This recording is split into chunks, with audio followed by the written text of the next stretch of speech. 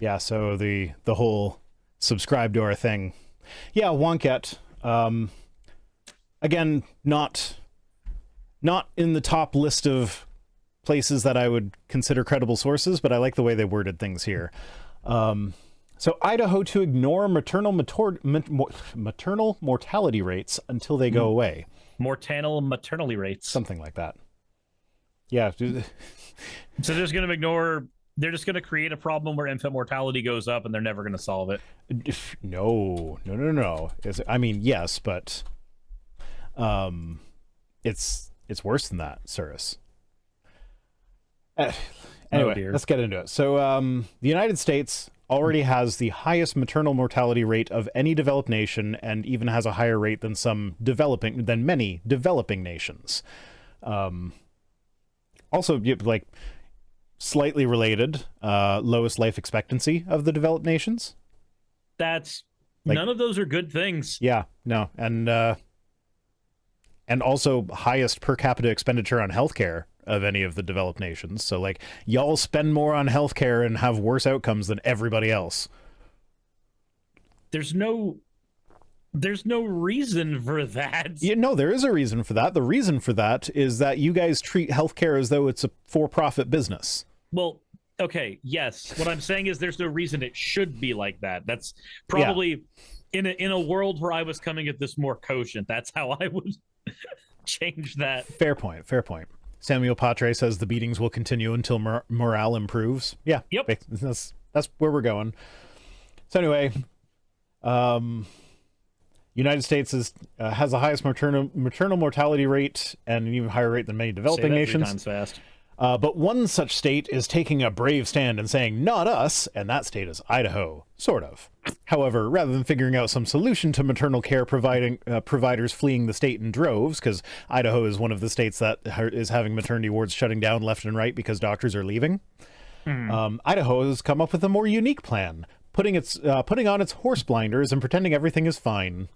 So last week, when was this published? This is from July, so like a couple months ago.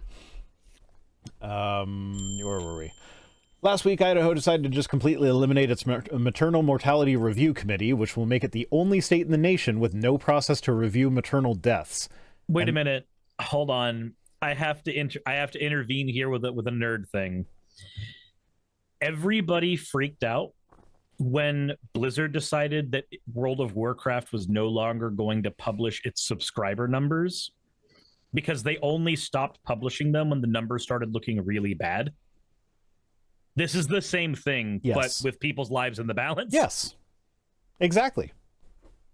So this will be the only state in the nation with no process to review maternal deaths, and that's kind of an important thing to do if you want to prevent maternal deaths. Yeah, you need to recognize there's a problem there first. I mean, granted, I guess it's basically a red flag to anybody who wants to investigate that problem. 49 states have data on this. What's going on with that 50th state? They must be doing awfully well. Yeah.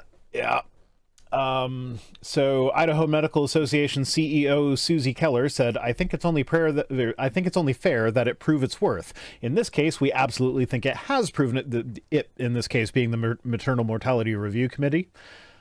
We absolutely think it has proven its worth in showing that we do have a problem with increasing maternal deaths in the state of Idaho. The committee has also provided some solid recommendations for us to implement and make sure we don't have women needlessly dying.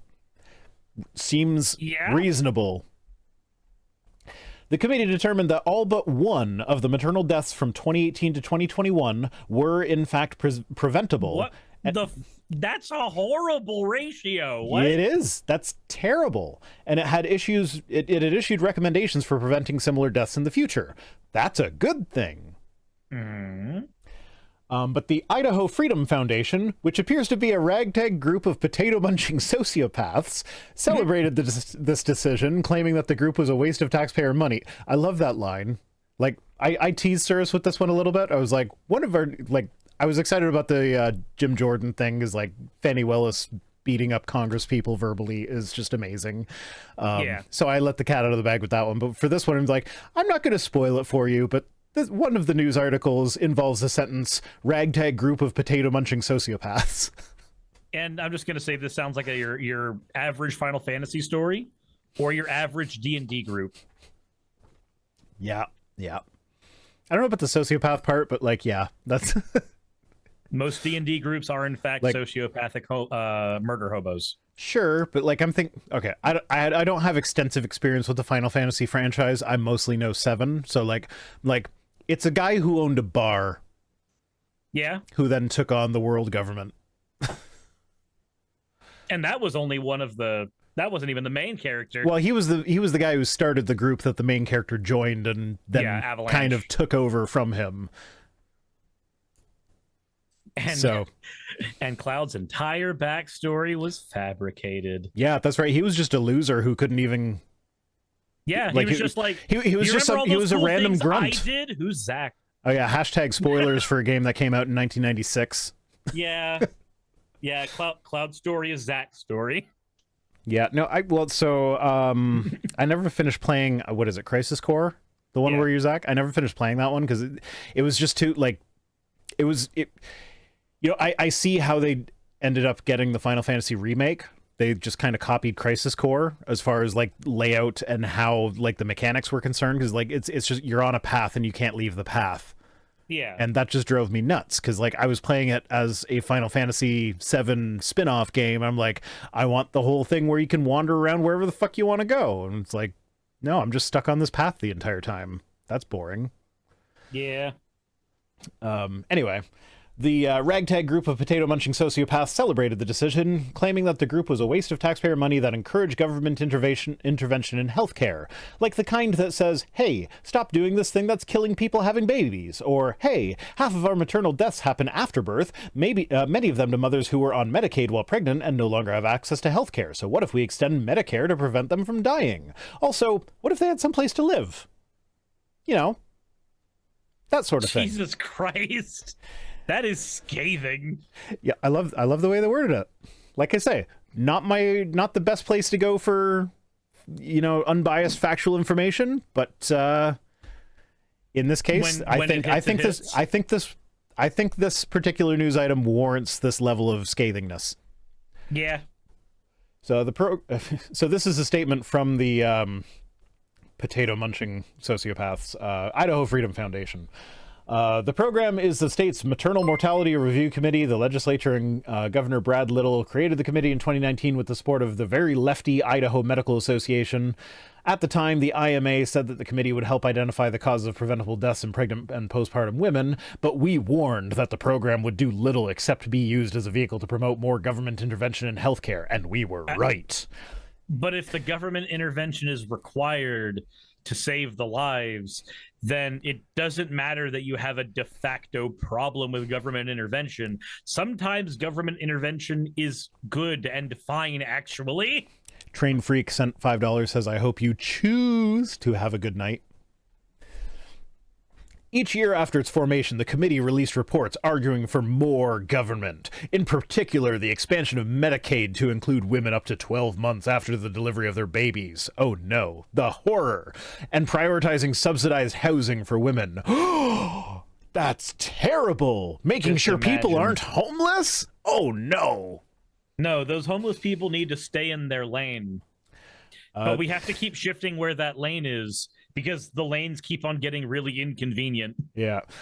The committee also argued for just about every other government intervention, including tougher seatbelt laws, because apparently an unbelted woman was killed in a car accident sometime after her pregnancy. Olivia Williams sent $6.99 saying, if you want an RPG with lots of freedom to explore, I recommend Baldur's Gate 3. I have been considering Baldur's Gate 3. I'm kind of nervous about the new AAA game titles because I find that often the games that everybody's like, oh, that's such a great game, you're gonna love it, it's amazing, it's great. It's a railroad. I will play it, and it's like it's not that even. It's like, so for instance, Red Dead Redemption 2. Mm-hmm. I got PlayStation 4 in a bundle with Red Dead Redemption 2, and it was very highly recommended to me by the guy at the store. He's like, yeah, you can save the $50 or whatever, but like, or I don't know, it was a little bit more expensive, but he's like, yeah, no, you should get it with Red Dead Redemption 2 because that's such a great game, because and it's an open world that it leaves you free to explore and create your own thing. But like, I don't know, it just didn't jive for me. Like I don't think that one was one that got too complicated.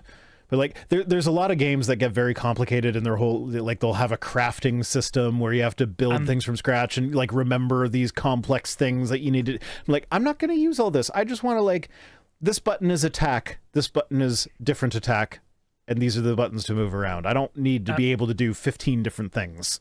I'm going to be honest. I'm at the point where I think I actually despise crafting in games that are not like built around it. The Resident Evil 4 remake shoehorned crafting in, and it just takes up inventory spots with pieces of ammo that I. So Blade Runner there. Blade Runner saying try Horizon Zero Dawn. Yes, I actually have played Horizon Zero Dawn. I actually do like Horizon Zero Dawn, but it does also suffer from the whole everything is too complicated factor. However, I feel like that one is like, yes, it's complicated, but like you don't need to learn all these different complicated things to get everything. Like you can get by with just spamming your attack button or like, you know, attack and dodge. You don't need to set the traps. You don't need to use like all these different things. Like, yeah, you might need to use it for the one quest after you first learn the skill. Mm-hmm. But like if you forget to do it for the rest of the game, it's fine. And I've gotten pretty far in that, like not like significantly far, because I don't know, I'm not much of a gamer. I don't spend a lot of time in it. And yeah, Train Freak is saying Hollow Knight best game. Yeah, I probably have over 1,000 hours in Hollow Knight. I've been replaying the N64 version of Command and Conquer because that's a clunky mess. It's a clunky mess, but I love it. Someone earlier in the chat said something about N64 revolutionizing everything. And like, yeah, it did. But also like one of the reasons so many games are a clunky mess on the N64 is because it was literally the first 3D console. So that was the one that the programmers were figuring out how to even work with this. Yeah, they were a lot of the inconveniences in games like that were because they didn't realize that this would be like that certain things would be necessary. Like Ocarina of Time is a fantastic game. Mm-hmm. It is slow as fucking molasses. Every time you talk to somebody, you wish that you could hammer the A button to make the fucking owl. Oh my god, that owl. The owl is so. You know what's funny? The owl doesn't bother me in Ocarina of Time because I mostly play the DS remake, where you can speed the text up. Yeah, I can speed the text up. So like, so many things. The Navi never bothers me as much as Navi bothers everybody else. The owl doesn't bother me as much as he bothers everybody else because the version of the game I'm playing lets me hit the B button and skip the text. So my partner's notification when she texts me is actually Navi going, "Hey!" Yeah. And it's hilarious because occasionally like it'll go off in a situation where it's like the room is supposed to be quiet or whatever, and then you just hear my phone go, "Hey!" And everybody turns to, like, it's happened in the doctor's office while they're like talking to my daughter about a serious thing with regards to her health and stuff, and then my phone just goes, "Hey!" And everybody just kind of looks at me like, what was that? It's great. Anyway, seatbelts. Who created this review committee? Ralph Nader? Except the thing is, the committee did not actually recommend tougher seatbelt laws. They merely suggested that public health should promote and provide education on proper seatbelt use, including during pregnancy. Because, you know, when you got that big belly thing going on, seatbelts don't sit on you the same. Yeah. And it's important to learn how to do it up properly because seatbelts save lives. It's kind of a fact. And that pregnant people should be told how important it is for them to wear a seatbelt. So it's bad if a fetus dies in an abortion, but it's A-okay if it dies in an unnecessarily fatal car accident. And they say, I understand and respect that many people consider it their right as an American to die from a preventable accident without the government getting in their business about it. They don't want the government telling their barber surgeons which kind of leeches they're allowed to use. And frankly, I say we let them have that choice. But surely there are many pregnant people within the state of Idaho who would really like to survive their pregnancies and might appreciate the advice for that this committee imparts. And isn't that part of freedom too? I see what you mean by factual, accurate reporting not being the focus here, but just the rhetoric is it's perfect. It's brilliant. I love the way this article was written.